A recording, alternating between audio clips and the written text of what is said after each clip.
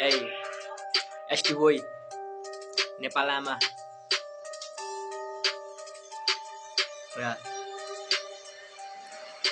नेपाल आमा दुखी छैन अझै सुक्खा पाको जनताहरू लुटी खाने नेताहरू अघि भएको के काम बोर त्यो संविधान जारी भएको कानुनी नाम मात्र छैन अझै न्याय पाएको देश बिरामी भएको छैन पाएको दबाई नेताहरू जनतामा र किन यस्तो सबै कि त देश राम्रो चलाउ राजा चाहियो नभई जनताको मार्ग बुझिदिनु बालेन दाजु तपाईँ कानुन बन्द पैसा ठुलो देश किन यस्तो दम छ भने देखाउन हर्का सम्बन्ध जस्तो नेपाल आमा बिरामी छ नेताहरू मस्तो माफ गर्नु नेपाल आमा रक्षक भएन देशको अन्धविश्वास छौ हामी ढुङ्गालाई नि देउता केपी बाजे सैतान भए बालेन दाजु देउता बोलिदिए जेनी मैले उमेर बकर 17 देशकै लागि मरेकै थिए मनसिंह बलभद्र कति नराम्रो सुन्नु हामी देशका बयानका एकीकरण गर्नुपर्छ जय पृथ्वी नारायण शाह।